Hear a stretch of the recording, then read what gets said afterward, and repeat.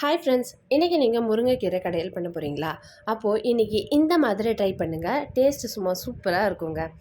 அதுக்கு ஒரு கடாயில் ஒரு 500 ml வாட்டரை ஆட் பண்ணிக்கோங்க.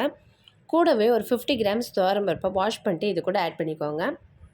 என்கிட்ட இருக்கிற பச்சை மிளகா குட்டி குட்டியாக இருக்கிறதுனால நான் இன்றைக்கி 10 பச்சை மிளகா எடுத்துருக்கேங்க.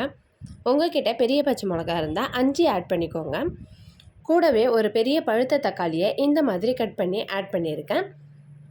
அடுத்து இது எல்லாமே கொதிச்சிட்டு இருக்கும்போது ஒரு 1/4 ஸ்பூன் மஞ்சத்தூள் இது கூட ஆட் பண்ணி நல்லா கொதிக்க விட்டுக்கோங்க. பருப்பு பாதி வெந்து வந்ததும் நம்ம வச்சுருக்கிற முருங்கைக்கீரையை ஒரு கைப்பிடி அளவு முருங்கைக்கீரை இது கூட சேர்த்துக்கோங்க.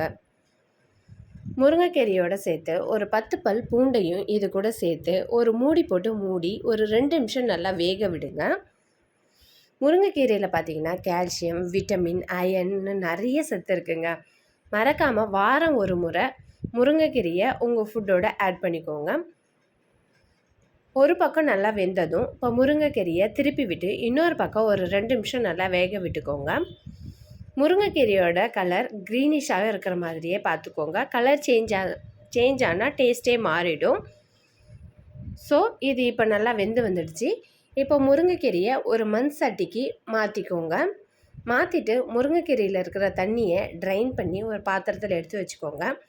ஏன்னா நம்ம கடையல் முடித்ததும் அந்த தண்ணியை ஆட் பண்ணி தான் நம்ம முருங்கைக்கீரையை ரெடி பண்ணி வைப்போம்.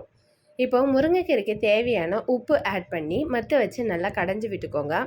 இது கடைஞ்சிட்டு இருக்கும்போது கடாயில் கொஞ்சமாக எண்ணெய் விட்டு 1/4 ஸ்பூன் கடுகு சேர்த்து ஒரு 2 வரமிளகாயை சேர்த்து நல்லா கடுகு பொரிய விட்டு இப்போ நம்ம வச்சுருக்கிற கடையிலோடு சேர்த்து நல்லா மிளகாயும் நல்லா கடைஞ்சி எடுத்து வச்சுக்கோங்க. இப்போது கடையல் ரெடி ஆகிடுச்சு. இப்போ ஃபில்டர் பண்ணி வச்சுருக்க வாட்டரையும் ஆட் பண்ணி மிக்ஸ் பண்ணி எடுத்து வச்சுக்கோங்க. அடுத்து சூடான சாதம் போட்டு அதில் நிறைய கீரையை ஆட் பண்ணி பிசைஞ்சு சாப்பிட்டிங்கன்னா பாருங்கள், அதோடைய டேஸ்ட் அவ்வளோ சூப்பராக இருக்குங்க. இந்த டேஸ்டான முருங்கைக்கீரையை நீங்களும் ட்ரை பண்ணிவிட்டு எப்படி இருந்துச்சுன்னு மறக்காமல் கமெண்ட்டில் சொல்லுங்கள்.